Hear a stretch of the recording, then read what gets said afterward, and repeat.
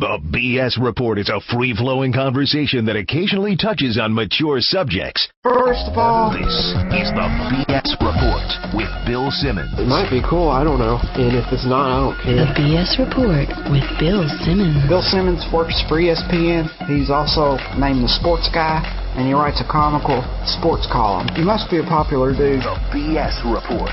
It's got a real dirty sound, like a rusty steak knife cutting through a well-aged steak. Now. Here's Bill Simmons.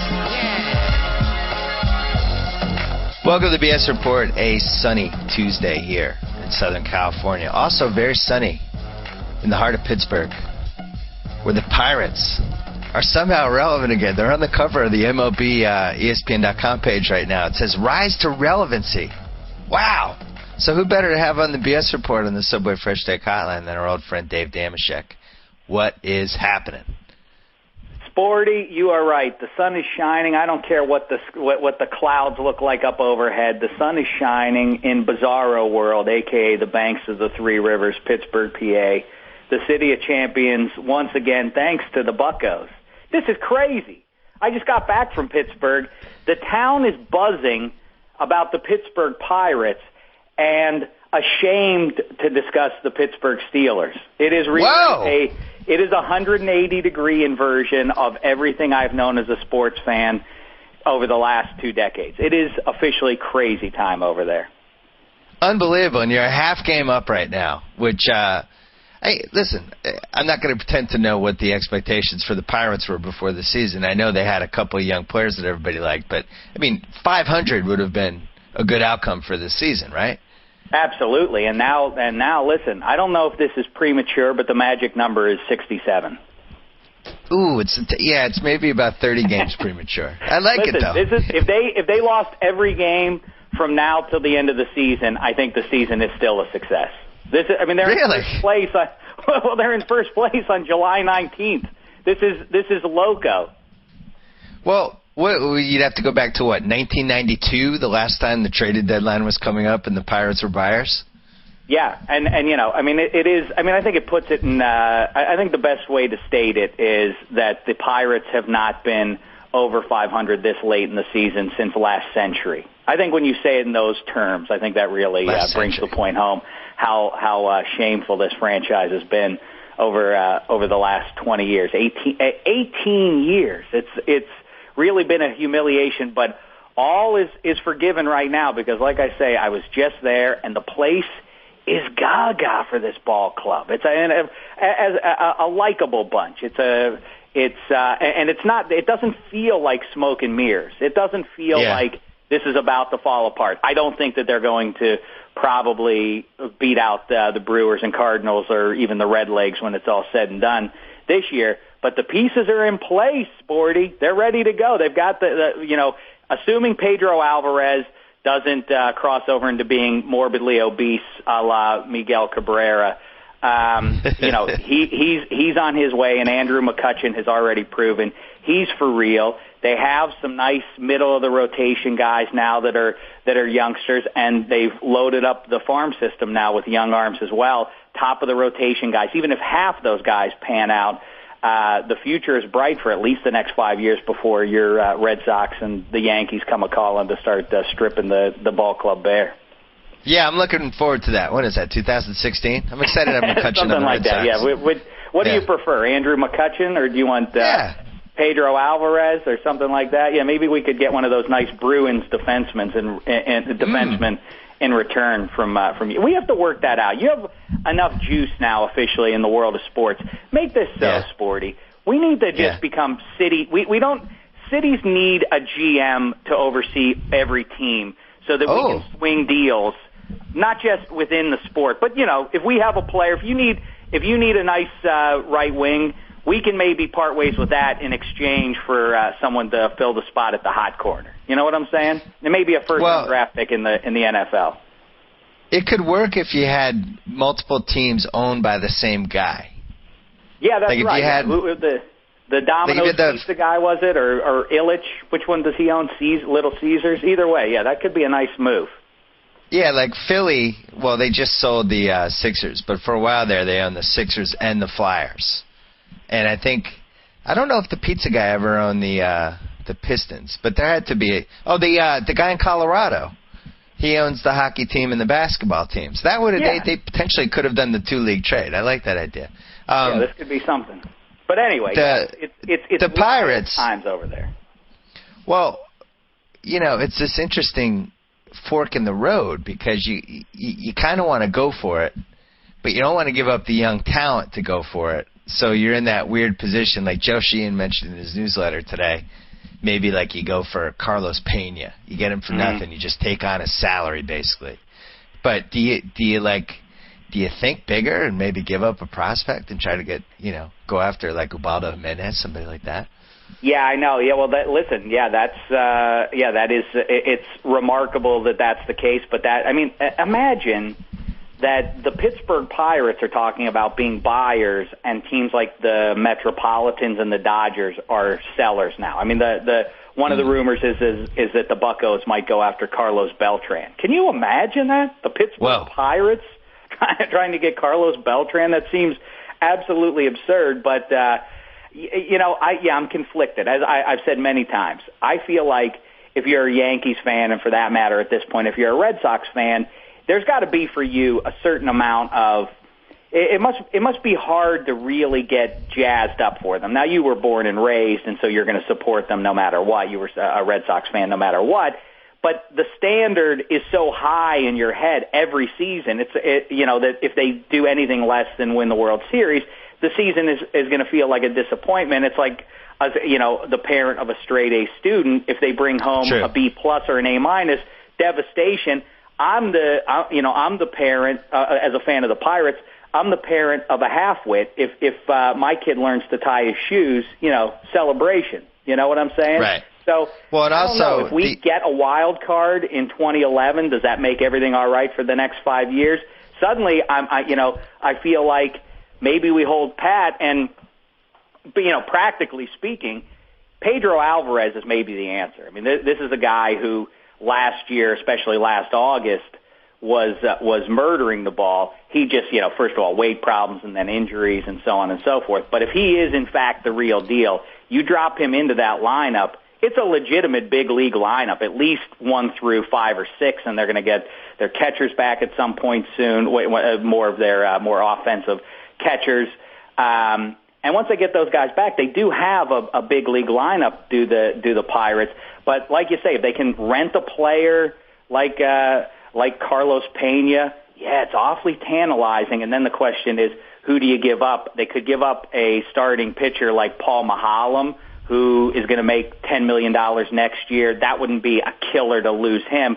The other thing is, you remember Joel Hanrahan, who's dominating as a closer this year. To me, that's the most volatile position, obviously. So I know people would go crazy. Pirate fans would go crazy if they sent off Joel Hanrahan. But listen, that's the sort of position next year. Look no further than Ryan Franklin with the Cardinals. Dominant closer last year, completely off out of the organization this year. Joel Hanrahan, if they dealt that guy, deal high right now and maybe get a piece like Joel Hanrahan with like Carlos Pena, wouldn't be the worst thing in the world to me. Well, you wouldn't deal the closer for Carlos Pena. I mean, you could probably get him for nothing. I mean, I think you would. The guy, Jimenez is the guy. Yeah, I mean, if they could give away Lyle Overbay, if the Cubs were that eager to part ways with what's he got left on that deal the remainder of the year, I'm not sure how many $4 million he has left. But, yeah, I mean, if the Cubs would be down for that noise, then, yes, absolutely, positively. Beltran's the interesting one because you'd actually have to give up something for him. And there's a little catch because I don't think you get the free agent compensation for him this winter, which usually makes these guys valuable to trade for because you get draft picks, but I don't think you get them for him. But that's somebody that's a real guy. And, the Pirates are not, their farm system isn't rich with a whole lot of talent outside of those very young arms that they've drafted in the last couple of years.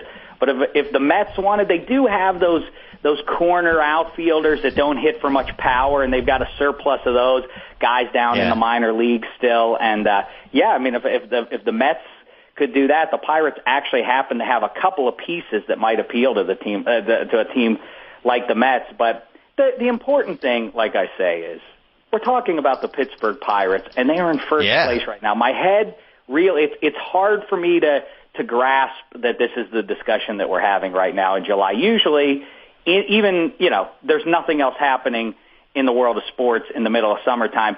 All anybody's waiting for is for NFL football, and the inversion of that is just bizarre, to say the least, especially with Hines Ward and his DUI, James Harrison and his latest loco remarks, Roethlisberger obviously last summer. All of a sudden, people, I was just on the radio in Pittsburgh last week, and people only want to talk about the Pirates.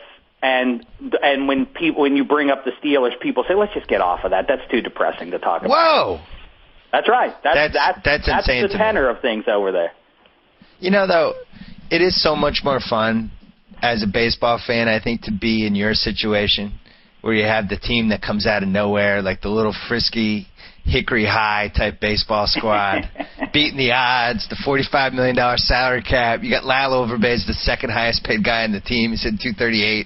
And meanwhile, I have my Red Sox, who, they're, I think, at $165 million or something like that. The Red Sox just throw away mistakes. Like Dice K, J.D. Drew, John Lackey. It's just, they can make $40 million of mistakes every year and still lead the American League East. Whereas if you make 2 mistakes, your season's over and you're going to win 60 games.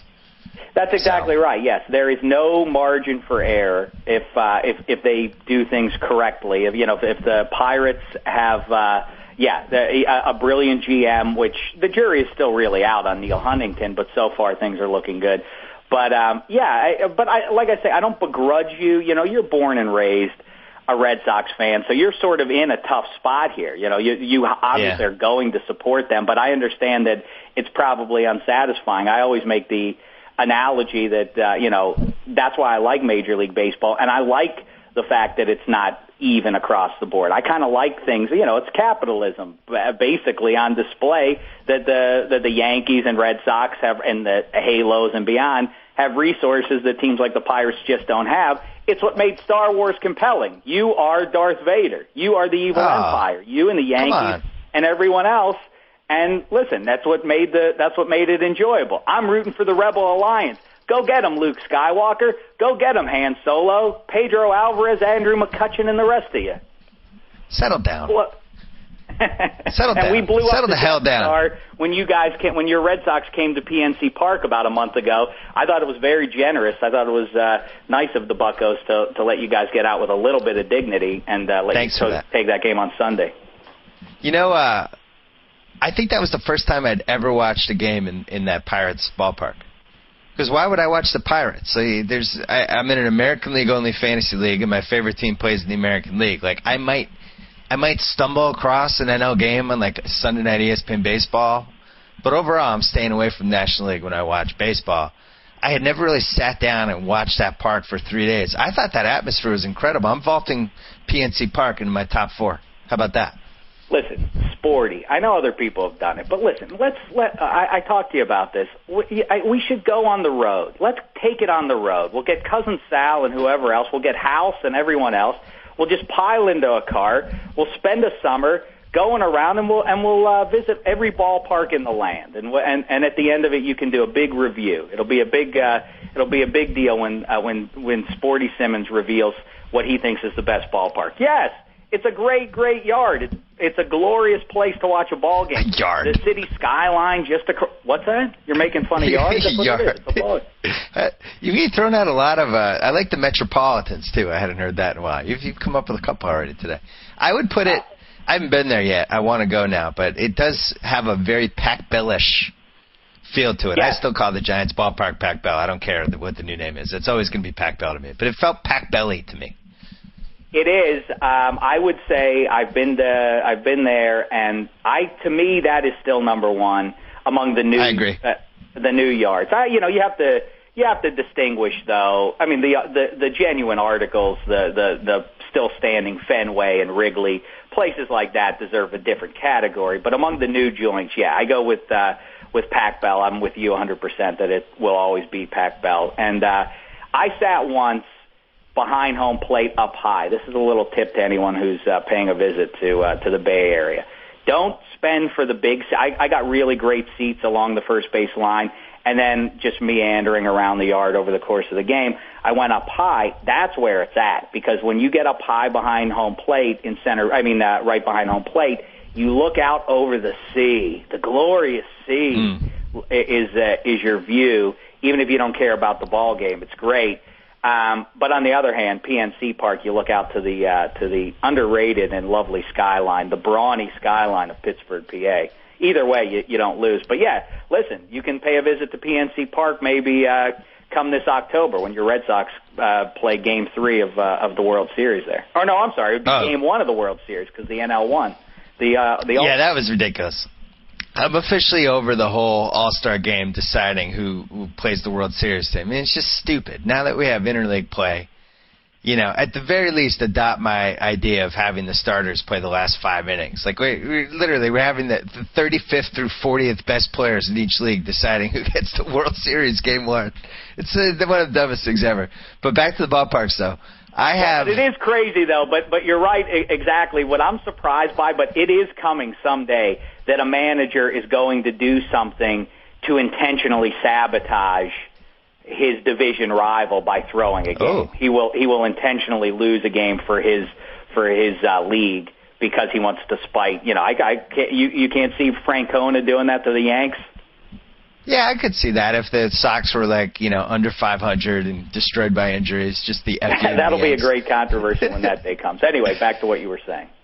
Well, I think there's 5 ballparks that you have to see, and I haven't seen Pittsburgh yet, but I'm already putting it there. But the old 3 are the Fenway, Wrigley, and Dodger Stadium. I think are the last 3. Good for you, including Dodger Stadium in there. Yeah, a lot of people skip over that one. Yeah, it's wonderful. Got to be in there.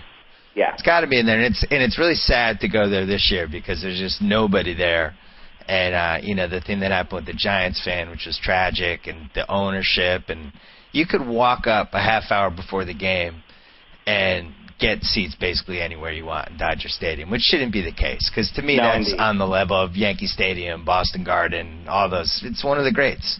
And then I think the newbies, Pac Bell and PNC. I'm still calling it Pac Bell. I don't care. San Fran and Pittsburgh are the 2 new ones that I think have kind of vaulted into that stratosphere of you kind of feel like you have to go to those. Don't you think? There's no other new stadium like that. No, yeah. I mean, as far as what's going to be, a lovely, America's pastime type of experience, I agree with you. I will also throw in, though, I've been to the Bob. I still call the Arizona Stadium the Bob. I have no idea what it's called now. But that kind of yard, I hear Seattle's is a nicer version of that style of stadium. It's a striking, distinctive kind of look. It's an odd, odd box that you're sitting in, and the roof. The roof retracts and everything. It's something to see, at least. I'm not putting it in the category of, that it's as cool as Pac Bell or PNC, but it is, if you've never been to one of those, it's worth checking one of those out. I just resent that they have one of those in Milwaukee because Old County Stadium was one of the great gems in sports to go to. I think it's one of those places that people weren't aware of, but the one thing that it had that I've never seen at any other baseball park was that people would tailgate. That's how great the Wisconsin. Oh yeah, well they still do it though. They still tailgate. I tailgated before. Yeah, that's awesome, and I love that. But it was great. It was very much like a drabber version of Dodger Stadium, and back behind the outfield in the bleachers, the bratwurst. You could smell them on the grill, and the beer, the Miller beer was on draft. Oh, it was a wonderful time to go over to Old County Stadium. So I hate that they have the swank new digs, but yeah, I'm with you. I went to that stadium in the 90s. It's fantastic. It was fantastic. It was very old school. I never went to the Royal Stadium before they tinkered with it, but I always heard that kind of had the same feel. Like it was definitely a little beaten up, wasn't the greatest thing to look at, but there was something cool about it. The food was great. Now I think, like, we've lost some good ballparks. Like, I always wanted to go to Tiger Stadium. I never made it. Now I don't care if I go to the new one. Yankee Stadium's just not the same, and everybody's just in denial if they think that, if they had to press the reset button and do that whole thing over again, I think 90% of the Yankee fans would wish that they had just renovated the old stadium versus doing what they did. Don't you think? Yeah, well, I haven't. I've not heard rave reviews from people, including you, who've been over there, and it seems like shame the devil, but people actually like the Mets, the Metropolitans, their new yard a little bit more, which has got to be disgusting for Yankee fans if that's in fact true. Yeah, I want to go. I haven't gone to the Mets one yet. But what's that? You haven't been? I haven't there gone to either? the Mets one. Yeah, no, but I'm dying to, because everyone says it's kind of underrated. I was one of the few that actually liked the old Shea Stadium. It just kind of symbolized the Mets. They had like the inferior stadium. They were kind of like the Clippers of New York. They had the one great 1986 year, but most of all, it was a franchise that a lot of things just went wrong and a lot of bad luck and stuff like that. And I just felt like the stadium tied into that. And now I hear like, you. The cheesy big apple that would rise out of the hat on a home run. Only thing better than that is still the Bernie Brewer sliding into. Right. How great is that? I don't think we celebrate that nearly enough in here in the 21st in the puritanical 21st century, that we still have a professional team that has a beer mascot that is in fact named after beer, and that guy slides into a giant mug of beer after a home run. But hold on, though.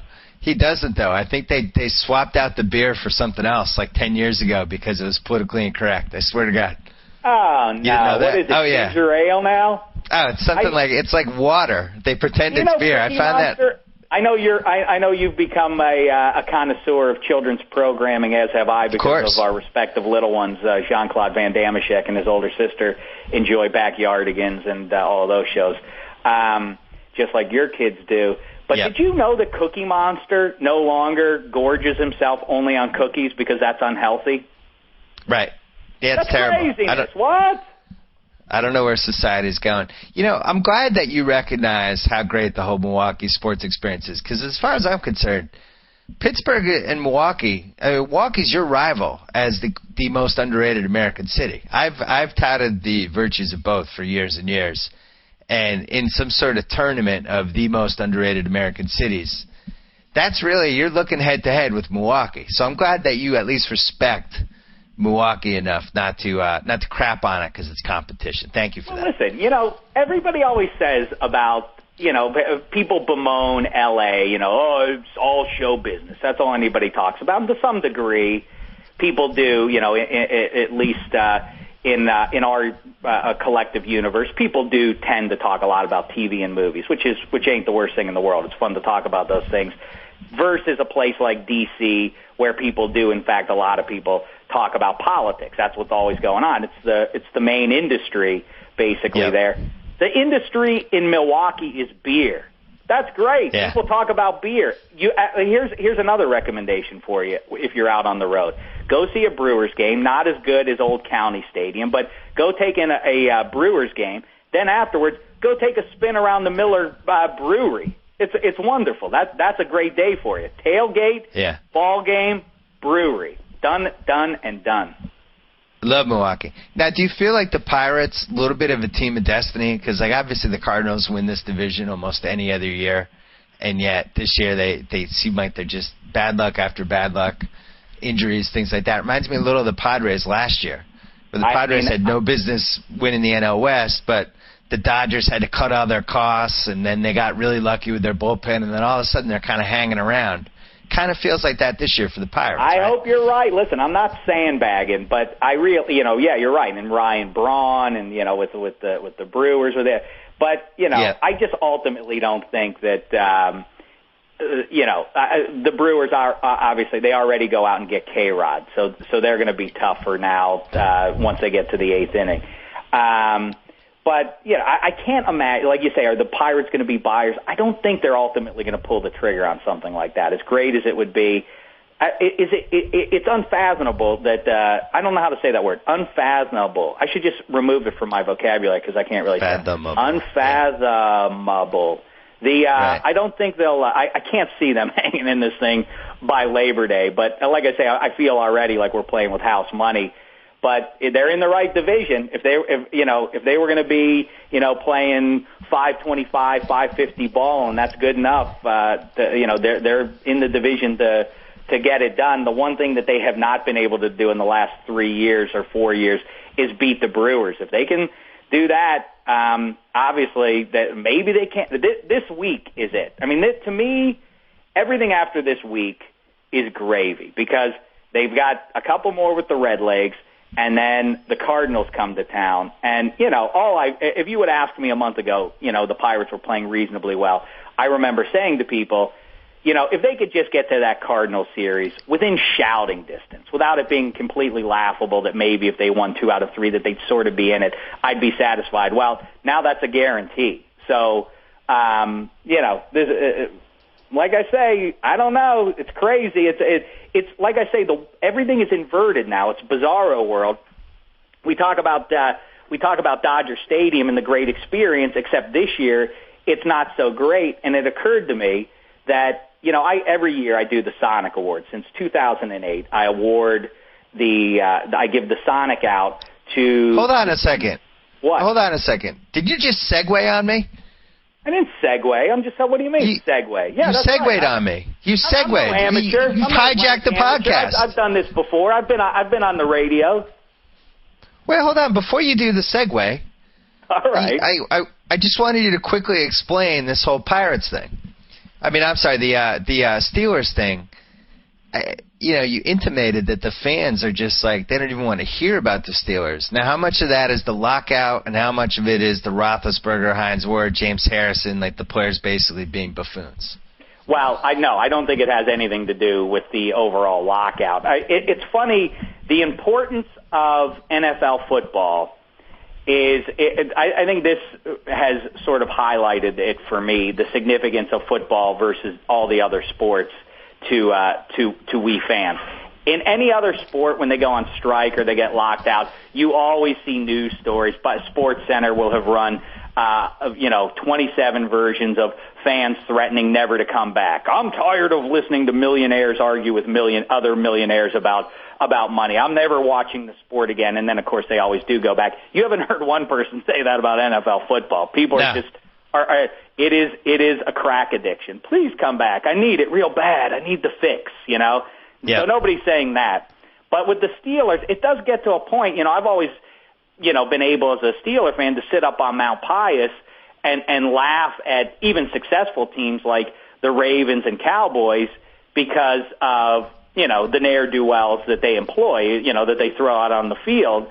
And the Steelers have always, by comparison, been relatively pristine. And spare me your comments about the Steelers juice back in the 70s, because as I always respond to you, Sporty, everybody did it back then. So we can't cast aspersions on the Steelers offensive line back in the 70s. But now I'm not even going to dignify that. What's that? I'm not even dignifying your excuses. Nowhere for you to go with that. The one thing James Harrison did say that I agreed with is that he should have a third ring, and if the Patriots hadn't had the videotapes, they would have beaten them in the AFC title game back in January of '05. But yeah, okay. It does raise the philosophical question. People, obviously we root for jerseys, not the individuals, and so on. But it really does get to a point with how bad does this have to get before you sort of say, I can't really root for this collection of bad fellas. And by the way, how sick do you think Santonio Holmes is right now? He must be really confused by James Harrison, Ben Roethlisberger, Hines Ward. Santonio gets kicked to the curb for burning tree. He must be like, what did I do? That's much less offensive than anything any of these guys did. Yeah. Well, I don't know why I had to take the dig at the 05 Pats. I was with you all the way through that. I mean, I'm sorry about that. Didn't really don't worry. That. Commissioner Goodell isn't going to strip them of their Super Bowl crown, as you know. So I can also, take all quick the question. shots I want. Quick question. Just give me a rough idea how many titles Boston has to win before we become the city of champions. Just there is no is amount. 7 enough or 7, 10? First of all, muzzle tov to you on your Boston Bruins. I was remiss in not leading with that. That was nice, and I would much rather see a team like that win it than some team from the Sun Belt. So yeah, listen, I was pleased for you, an original six team. That's nice, and we welcome you back to the wonderful world of puck. I know you've been away for a little while, and I hope you're back. You know what's amazing? I was actually reading Puck Daddy every day, like keeping up on the free agent signings. I actually had a reaction when Dallas signed Michael Ryder from the Bruins. I was like, oh! So yeah, I'm back. Yeah, Wyshynski and my man Sean Leahy, dynamite work over there at Puck Daddy. Great I love plug. those guys. Great plug. I was stunned by that. I had an opinion on the Mike Richards trade. I'm back. I know. Isn't it grand? And listen, let me just say here and now, and hopefully it won't be a tune-out for most of your listeners because most people don't care about the puck. But no, it's coming back. I'm going on the record right now. 2011, 2012. Let's just call it the reckoning because you guys. I'm good for you. I was pleased, but I think deep down. Kid Crosby and Geno Malkin in the Penguins lineup equal a different result in the Stanley Cup Finals in the spring of 2011. It's come and gone though, and that's fine. Look ahead. How great though! But how great that we might have a Penguins-Bruins rivalry again. I mean, the Penguins are basically the franchise that murdered the Bruins. The last time hockey really mattered in Boston. Well, I'm just saying, that was the last time, and then Ulf Samuelsson took out Neely, and hockey was never quite the same in Boston. That's a cheap shot, and you're not just saying. You're making trouble. Well, it's true. You and every other Boston fan with that ridiculous, here's what you'll do. It's on YouTube. Listen, Joe Meade back in Bristol, when you post this, please provide a link for the people that shows a replay of Ulf Samuelsson's so-called dirty shot at Cam Neely. Samuelson's head's down. He's looking at the puck. They happen to collide. Their knees. I'll Cam post Neely the clip. got the worst of it. That's it. Period. There was no cheap shot. It's the most ludicrous thing in the world when people hammer that point. Like, Samuelsson ended Cam Neely. Yeah, they collided. It was unfortunate, but it wasn't. It was no cheap shot. It wasn't Jack Tatum or anything like that. Explain to me this: hockey benches are typically not the most crazed place. Like, it's a pretty mellow. They're all Canadian. They're just mellow. Why did the Bruins bench explode on that hit? Why did Mike Milbury almost come onto the ice? Mike Milbury went into the stands and attacked an innocent fan once. What do you? That's your evidence that Mike Milbury got upset on the bench. It ruined the Bruins and it ruined hockey in Boston. That's my response to your question. I don't care about that. We were up 2-0. We won Game 2 in overtime.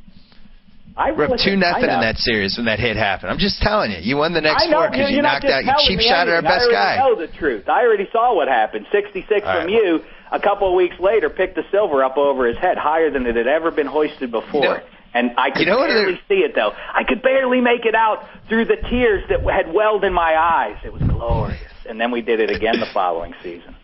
You know what's great about having hockey back in my life, 12 months a year, is even after the Cup, reading the stories about your team when they won, they had to send Marchand home. He couldn't handle the partying night after night. Chara just told him you got to go back to Canada. They basically deported him to Canada. They got him away. He was going too crazy.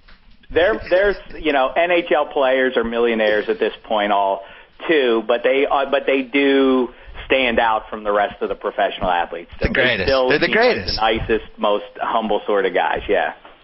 And also, there's no better celebration out of the 4 professional sports teams. There's no better celebration in the moment for when your team wins a title than in hockey. And I didn't fully realize it until I watched the Bruins win that cup. It's just the greatest. That. First, everybody skates out and they jump on the goalie, and then you got the handshake line, then you got the cup. Everybody gets to hold the cup. Then they go in the locker room, they pour champagne on each other and get drunk. What's better than the hockey celebration? Literally nothing. It kills every other sport. No, yeah. I mean, the NFL one is the worst. Anything. Well, yeah, there's nothing about it because the clock ticks down. Although the victory formation is one of the most satisfying moments in sports. Yeah, I've talked about that.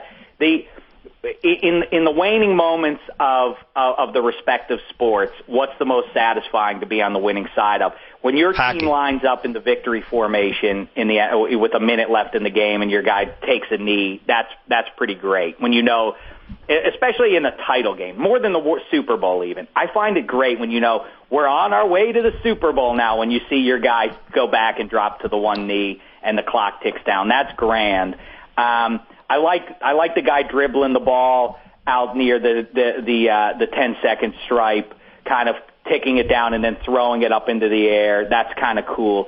But I'm with you. I think the greatest moment to punctuate a victory and the most defining thing is the empty net goal. That's a great moment. I think that's, even when you seal a victory, that's the most satisfying sealing of a win, is when the guy buries one in the empty net. I remember,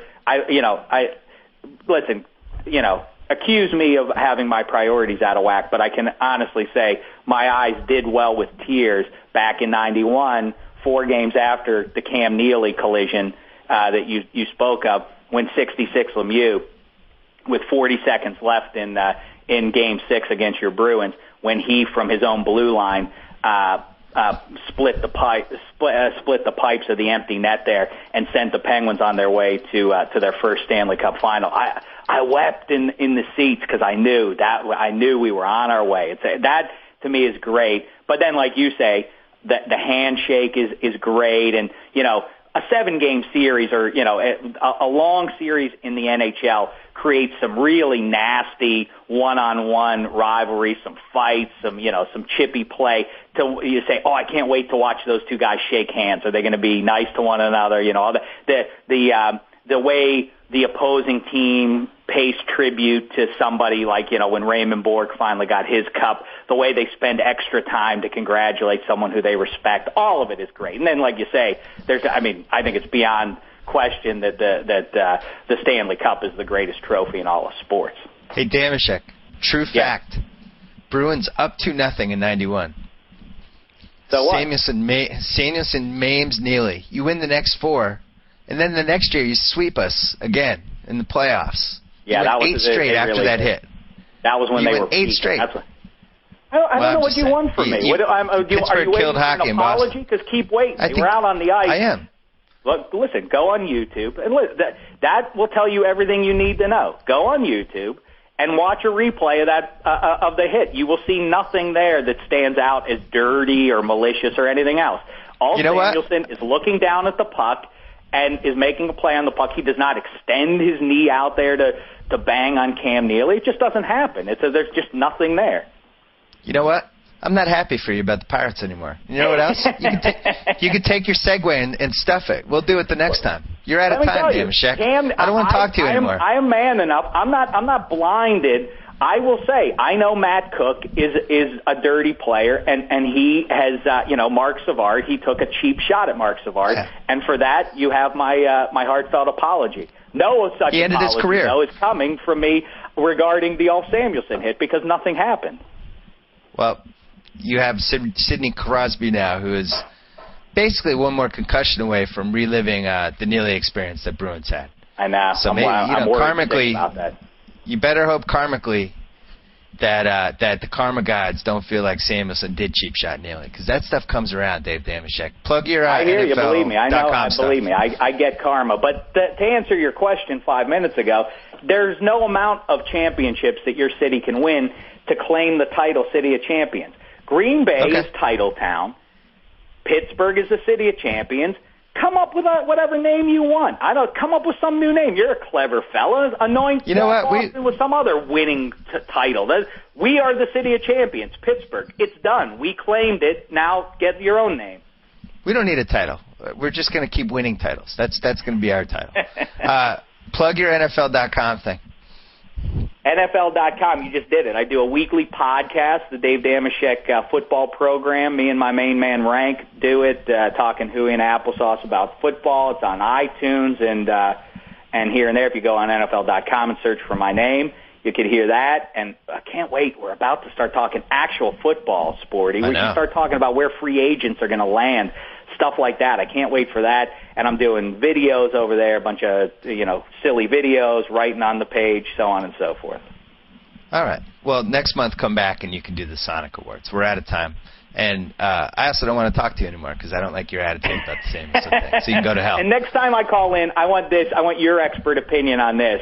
This is one of those mind-bender questions, is why is it that guys like Ricky Rubio and other players who are so highly regarded, that Ricky Rubio is going to be the savior of the Timberwolves and so on, why do guys like that with this high pedigree, why do they average 3.2 points a game in Europe? Those leagues are worse than the NBA, so why are they not effective players in these second-rate European leagues, but they're going to come over to the NBA and average 20 a game? That's what I want you to mull over, and the next time we speak, I would like a good answer for that one. I'm going to spend the next few weeks of my life researching this, and we'll talk to you soon. Thank you. That's Dave Dameshek. All right, see you later. All right, the Red Sox are on a hot streak right now. Who better to call than my Yankee fan buddy, JackO? He's at work. Let's give him a ring. Complex Litigation, this is John. Oh, Johnny! What's up, buddy? I don't know. Just a red-hot Red Sox team. Oh, I know. God almighty.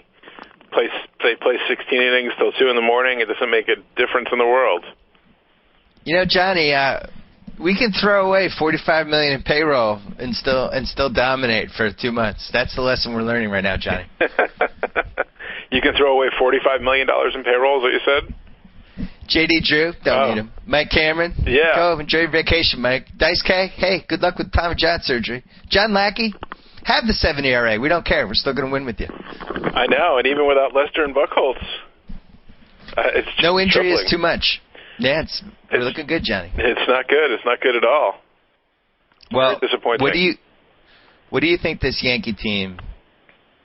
It feels like the Ubaldo Jimenez trade is coming, which is going to be awesome for fans of Mike Francesa to hear him try to say that name for the next couple of years. But they have some prospects that are either overrated or underrated, depending who you're talking to. Most notably, Manny Bañuelos and Jesus Montero. Yes, who are both probably top 15 prospects right now.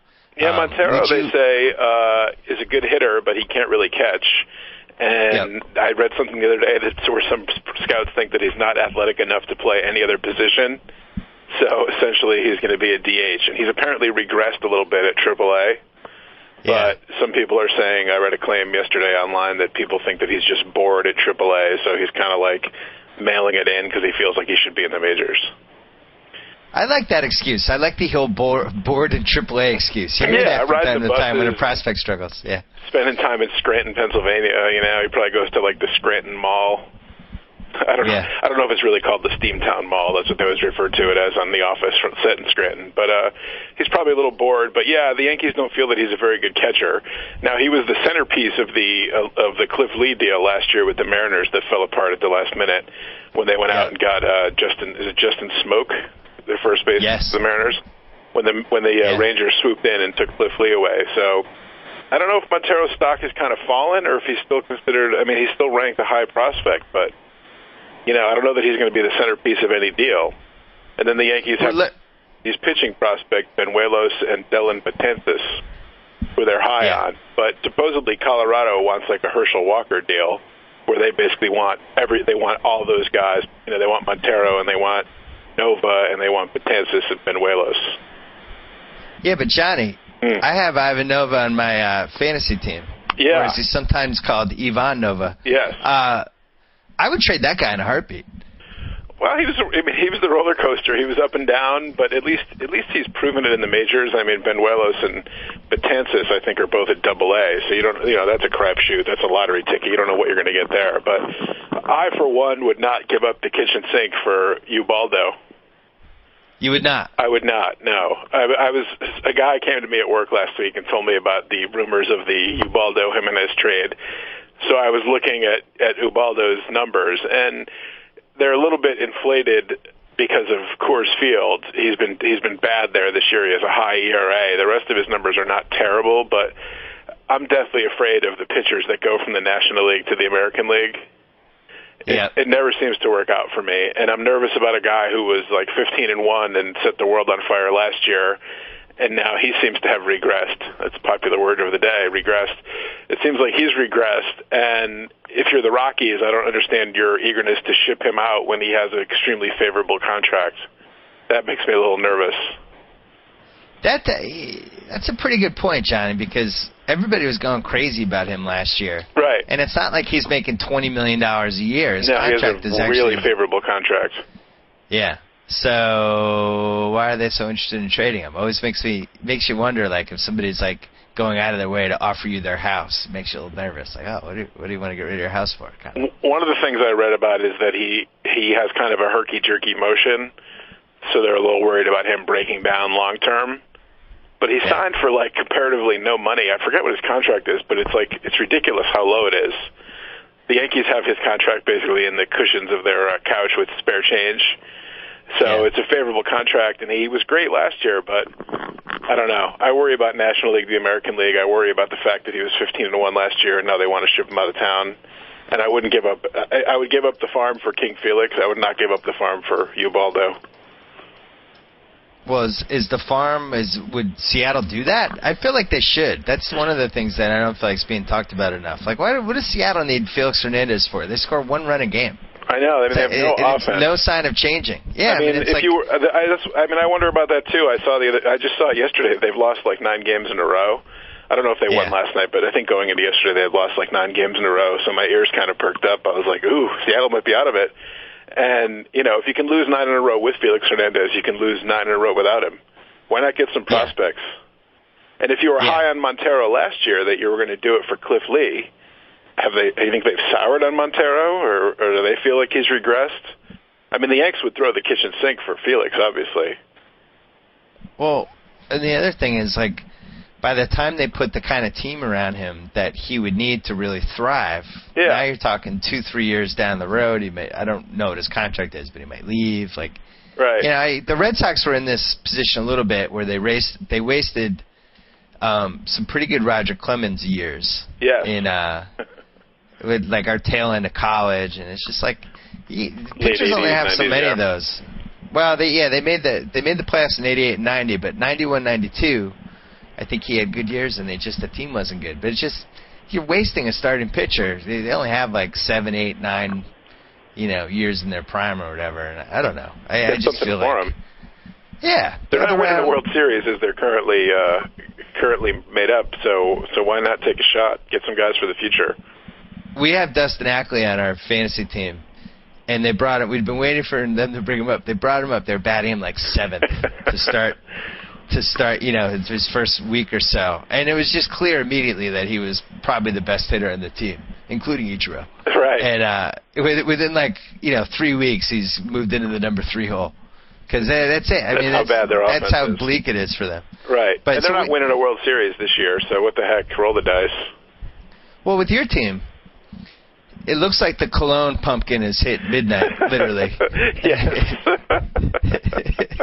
I would have hoped that he would have gone down to the Dominican over the All-Star break and gotten some refreshers, some booster shots.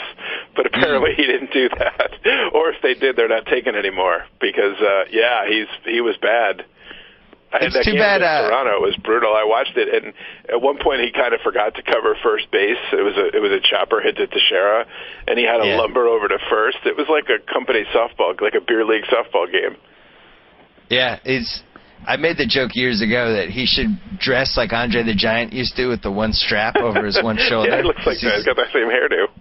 Yeah, and he's kind of moves like Andre the Giant in the late 80s now. Yeah, it's brutal. He moves around the field. And not only is he turned into a pumpkin, but the bloom might be off the Freddie Garcia rose as well. A couple of back-to-back stinkers from both of them. So, the Yanks are dealing not really from a position of strength now, because they were sitting back fat and happy, literally, with saying, oh, Cologne's going to do the job for us, and we've gotten, he's been a bright spot.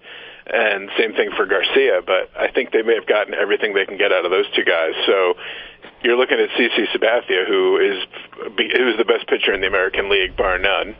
And at 14-4, you just can't hit him. He's so good and such a workhorse. I couldn't love CC Sabathia anymore. And then you have huge question marks after that, because A.J. Burnett continues to suck. And Phil Hughes came back the other day and looked all right, but, I mean, he's still not throwing lights out with a lights-out velocity. So, yeah, I mean, you're going into a playoff series, assuming they make the playoffs, and you have CC and pray for rain. When you said the bloom was off the Freddie Garcia rose, it made me think of those roses that homeless people offer you when you're at an intersection. Yeah, calling Freddie Garcia, comparing him to a rose might be a little strong. The bloom was off the carnation, I think. Yeah, there's carnations that you bring when you don't really like somebody. It might be like the bloom was off the artificial flower.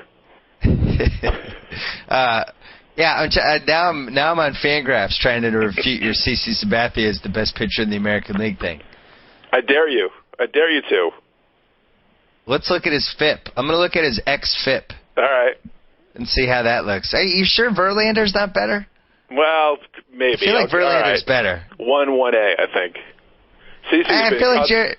I mean, I'm speaking from a Yankee fan perspective, obviously, and I know I'm going to get 47 tweets now from people telling me how I'm all wet and, various stats that prove that I'm an idiot, but I'm going to stand by it as a Yankee fan. I love CC Sabathia. No one can prove to me otherwise. Fair points. Advanced stats would say that Felix Hernandez is in the conversation. Sure. James Shields, David Price, Jared Weaver. But if you had to pick one of those guys, you have a game, like you have to win the game or you lose your life. I mean, you're going to take Jared Weaver over CC Sabathia? Do I have the Yankees offense with me? Sure. I'd take Verlander right now. Well, okay, but I'm leaving Verlander. I said Verlander was part in the conversation, but you were saying, according to the XFIP, that Felix Hernandez is in the conversation. All right, I'll give you Felix Hernandez too, but I'm not going to cede on Big Game James or David Price or Jared Weaver being better than Sabathia. It's a great point. And also the thing with CC is that he will throw the extra inning for you to save the bullpen. Right. I mean, he'll go underrated eight innings, like no problem. Yeah, to me, that is something that maybe they have a way to factor this in now. I don't know. But I remember Schilling did that for the 2004 Red Sox a couple times. And no stat can measure that if you can save your pen for a day. Absolutely. 3 times over the course of a year versus like what we had to go through with Dice K, where he's throwing his 5 innings every start. And, the rest of the bullpen had to chip in and basically get taxed to save this guy. But I mean, like since the All-Star break, Colon had the first game and he was awful. He couldn't get out of the first inning, and then Freddie Garcia was terrible the next night out in Toronto. And then the third game was Sabathia, and he pitched a complete game. It completely righted the ship, and it was important that he saved the bullpen because Phil Hughes was going on Sunday, and you didn't know what you were going to get out of Phil Hughes. So it was such a huge game, not only to get a win and to shut down shut down the Jays, but it also saved the bullpen for Sunday. I mean, you can't quantify how important that is. When does Mike Messina come back? Somebody at work suggested Pettit, but, I don't know if Pettit would be interesting. Yeah, I don't know if Andy's been working out or not, but, maybe we could have the Roger Clemens.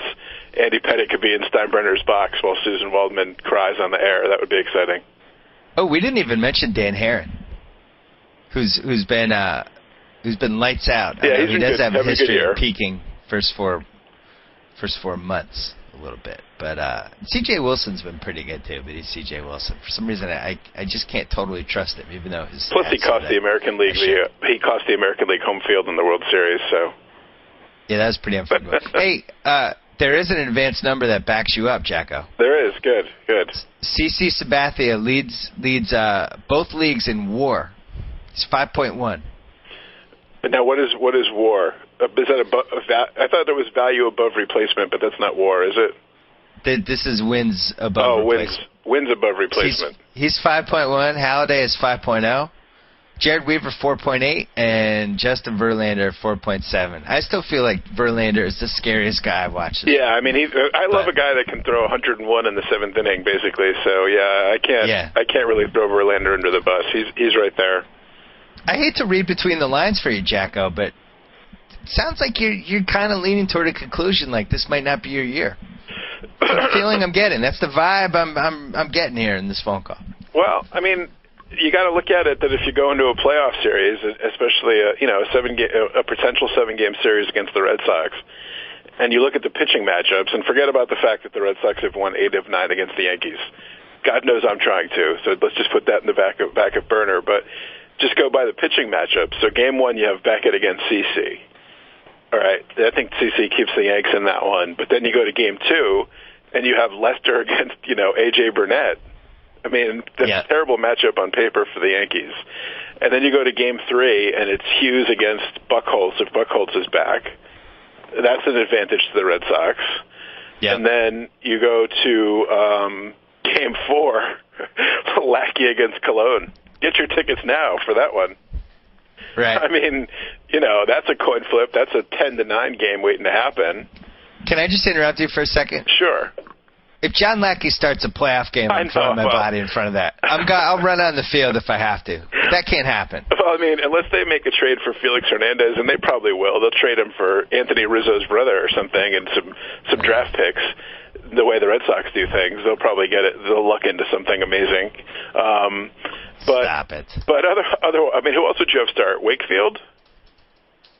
Andrew Miller? I'm hoping we have one trade in us here. Yeah, I'm not optimistic. I don't think it'll be like a major trade. So if it's not Lackey, then it's somebody else, some journeyman 4th or 5th starter versus Cologne. And, I don't love the Yankees' chances in that either based on what Cologne has done in his one start since the All-Star break.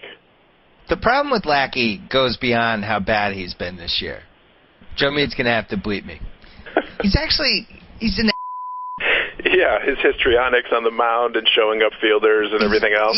He's the kind of guy that he would be my number 1 draft pick if we were starting like some sort of gambling pool. Like, what starting pitcher is the most likely to get punched by one of his position players during a game? I would pick John Lackey. Yeah, he does things to the mound. Like Scudero made a mistake in Saturday's game, and it was like, Lackey reacted.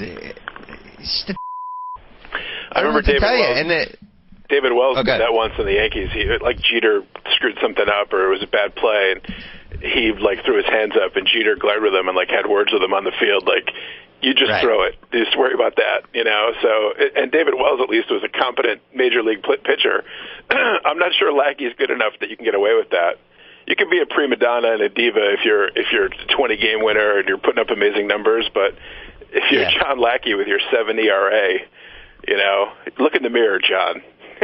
The thing is, I was kind of threatening to be back in on Lackey because during the fight, I felt like he was the one Red Sox player that kind of seemed mad and was kind of taking care of business. And the next day he went out and he pretty much shut down the Orioles. I was like, all right, John Lackey. Right. Needed a fight to get him going. And then the thing happened last weekend, and I won't tolerate that, Johnny. You can be as bad as you want to be, but don't sell out your position players. I can't tolerate that one, Johnny. I can't believe he's a popular guy in the clubhouse based on that. Well, I would think people wouldn't like that. The Red Sox fans were giving him a ton of slack. Oh, my phone's going off, as usual. The Red Sox fans were giving him some slack, not a ton of slack, but some slack for the fact that his wife was sick. Or whatever. His wife we felt bad for him.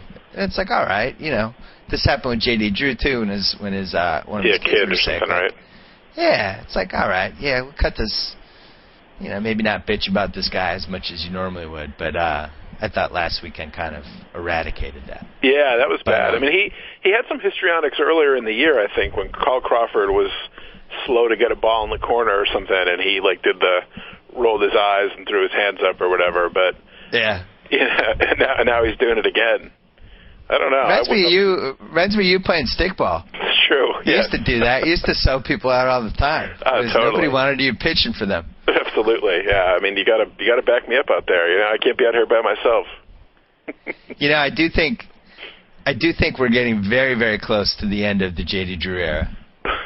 Really? We're inching closer and closer. Yeah. I'm going to get a tear in my eye. I think when he eventually is released and his jersey is 70% off on the RedSox.com, I might buy one as a remembrance.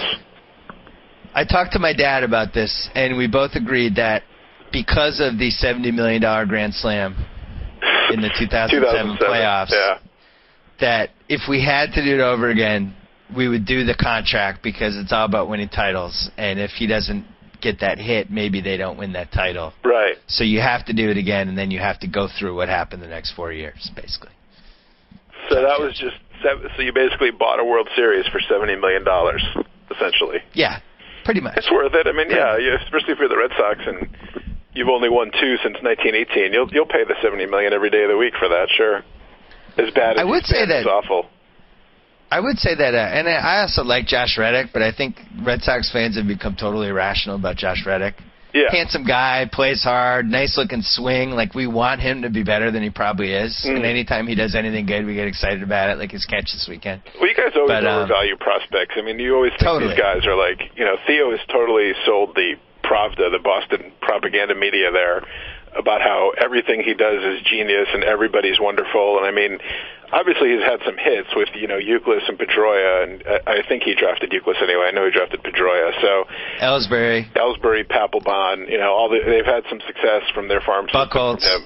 Buchholz. So now it's Anthony Rizzo. Future Hall of Famer Anthony Rizzo, right. So he's bestowed with this, magic touch. So anytime the Red Sox overvalue their prospects because they want to then trade them for established players. So everybody buys into that in the pro Red Sox media, which is just ridiculous. But where Theo walks on water, so Red Sox fans buy into that too. Of oh my God, he's the second coming of Ty Cobb or whatever. Ridiculous. I would always trade pitchers. If I had stud pitching prospects and I could get somebody that I knew was good, I would do that every time because I just think it's too volatile. Oh, absolutely. You just never know with a pitcher. Like Banuelos, who I know has a ton of value right now. Yeah. I'd trade that guy in a millisecond. Of course, I would too. If he's too. the centerpiece of a Ubaldo Jimenez deal, do it. Done. Absolutely. Bring him over. All I ever heard, I remember when we were in college. Remember when Todd Van Poppel got drafted and he was going to be like the next coming of Nolan Ryan? Well, guess what? He wasn't. And the Yankees had Brian Taylor, and he was going to be like he was the next Doc Gooden. Guess what? He wasn't. Now, maybe because he got in a fight and he hurt his shoulder in the whole 9 yards. I remember being home from college, and the Yankees had this guy, Sam Militello, and that's when the Yankees were brutal. They were like a 500 team, and you were grasping at any straws, and he was going to be the next big thing. And Phil Hughes was going to be the next big thing. And Phil Hughes is okay, won 18 games last year, but he's not like a lights-out ace that I was promised. So I would trade these guys in a heartbeat. Kazmir went from 96 miles an hour to 89 in like 4 years. You never know. Can you name the 2 guys that the Red Sox traded for Pedro? Well, they traded Pavano, and they traded Brian Rose, right?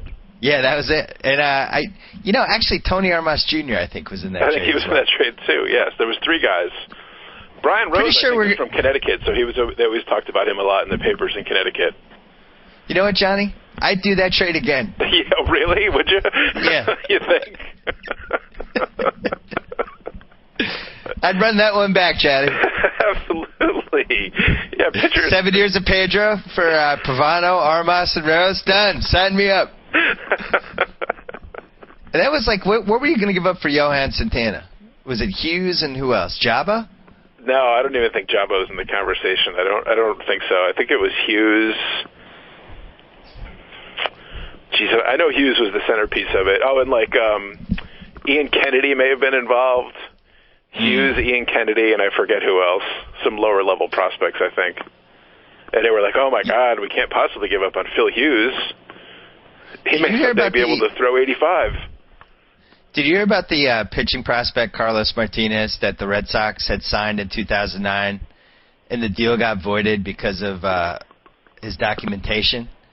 And then the Cardinals ended up with him, and now Keith Law did his top 50 prospects, and this guy was 4th. Oh, really? I had no idea this guy was this good all of a sudden. He throws 100. Yeah. This is in the preseason, he was 52 on Keith Law's list, and now he's number 4. This guy the Red Sox had signed, and they effed it up somehow. Screwed up the paperwork? Oh, yeah. That's a shame.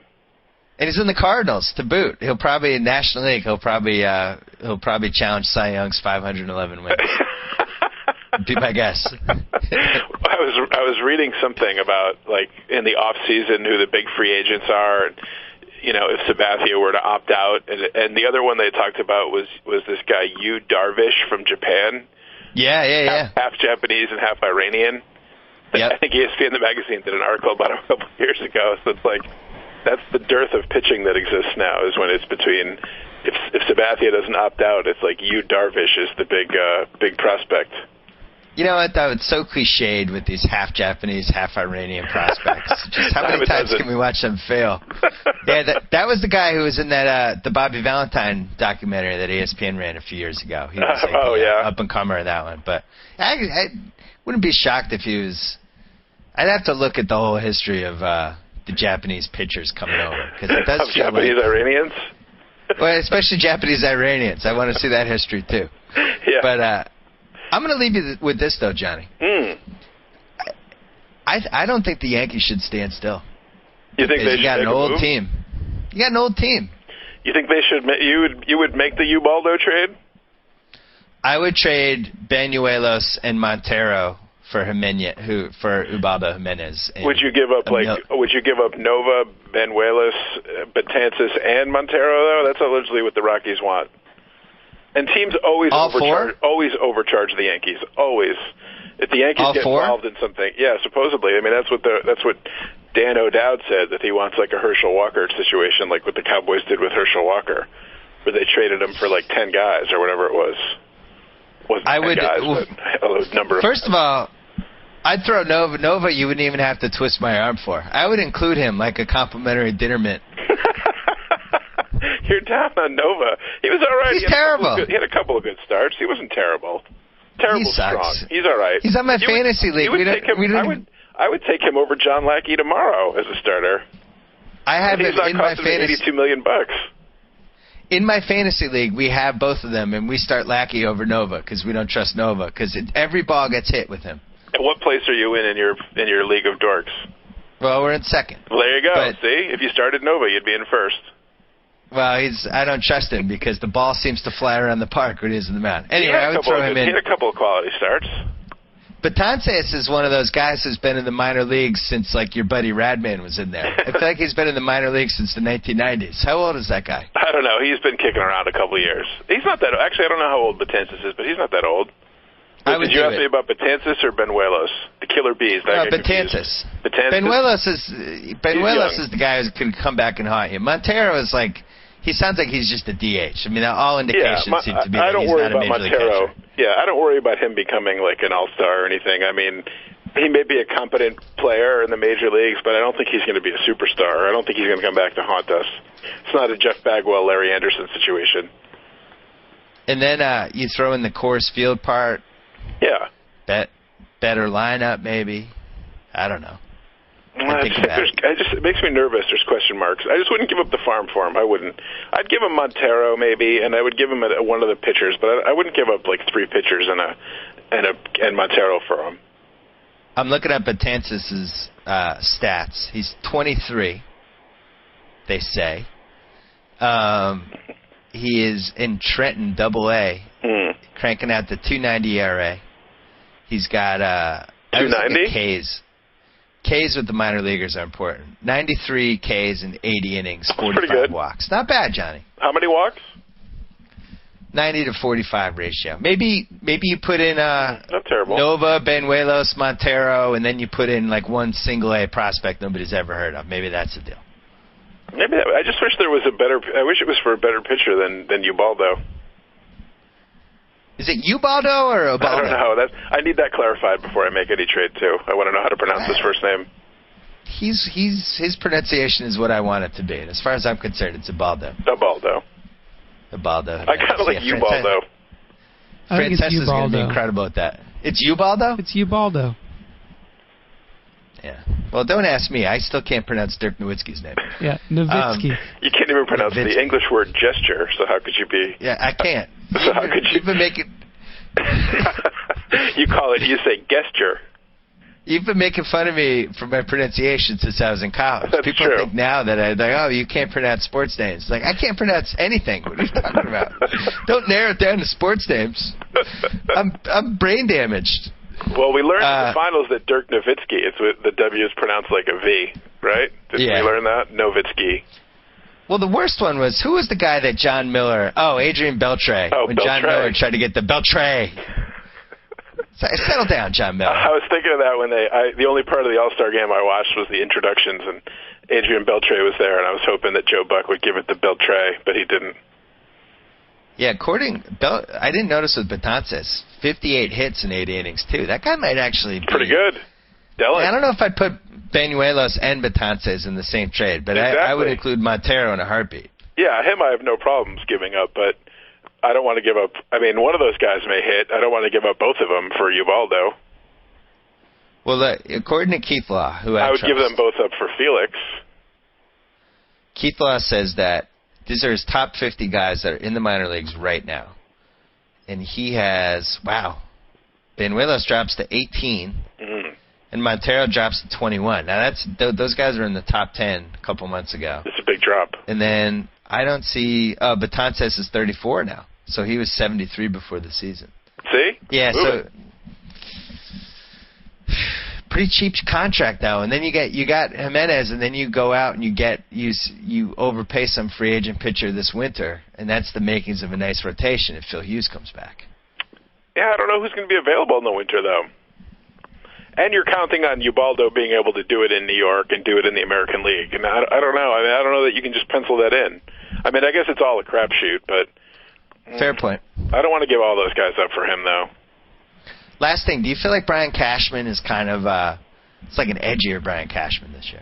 Oh, my God, yeah, totally. I mean, it's fun, right? Yeah, because I guess he figures he's completely free because he doesn't have a contract after this year. So, and I think since George Steinbrenner is dead, he's probably not afraid of Hank or Hal. So he's just like, it's like Brian Cashman unbound. He's completely free. He does and says things that are incredible. He dressed like an elf and climbed down a building in Stamford at Christmas time. And did you see that when he rappelled down the building with Santa and he came out and said like basically that Jeter sucked, we don't want to sign him long term, and someday he's going to play outfield. And then he came out and said I didn't want to sign Rafael Soriano. That was all like Randy Levine's doing, and I was against it. I mean, he would have towed the company line in previous years, and now he just doesn't care. I'm looking at Soriano's stats. He's been out. He pitched, and he's been brutal. It turns out Cashman was right. 15 innings total. Yeah. Not probably what you're looking for. By the way, thank you for Alfredo Aceves. You like the ace? I do. I like Double A. He's on the record. He's like our new El Guapo. He's like a skinny El Guapo. He just comes in and gets cheap wins. I don't remember why the Yankees didn't want to sign him. I forgot if there was some reason they were hinky about him, but it turns out they were wrong. He quietly, about 4 or 5 weeks ago, reached a point that I wasn't that nervous when he was in a game. But I didn't tell anybody for a while. I didn't mention this to my dad for a while after that. And then finally I started confessing to people about 2 weeks ago that actually I enjoyed when Aceves came in. He's 63 innings this year. Yeah, he stepped in as your sort of spot starter with all the injuries you had. And he wears number 91 because he loves Dennis Rodman. Is that true? Yes. He was a huge Dennis Rodman fan growing up in Mexico, I believe. For some reason, out of all the sports and all the athletes, that's who I identified with. Yeah. Well, he's only 28 years old, which is another thing I like about him. But anyway, he's been pretty good. Anyway, JackO. Yeah. How's the baby hunt, by the way? The baby hunt? Yeah, hunting for the baby. It's going to pop out soon. Yeah, right. Well, we're getting ever closer. We're like, we're within like 3 weeks now. So sooner if my wife has her way because she's pretty much over it. So. All right. She's good luck on that. Thanks, buddy. So you're going to be? Are you taking a paternal leave? I'll take probably like a week off or so. But my mother-in-law will be in the picture, and my wife. They'll have things well in hand. So I'll probably come back to work for a while. Good move. Because I lived with you once upon a time. You'd be useless anyway. Just Thanks get it out. Go back to work. And you might be able to successfully hold a bottle. I think so, yeah. I've held one or two, so. Yeah, you could get that going at least. Johnny. Yeah. I wish you the best with the baby watch, and I wish you the worst with the Yankees. We'll talk to you soon. Thanks, buddy. See ya. So I get to sign off. Whoa. Thank you for downloading the BS Report with Bill Simmons. Too much fun. Check out more podcasts at the iTunes Music Store or at Pod Center at ESPNradio.com. Peace out.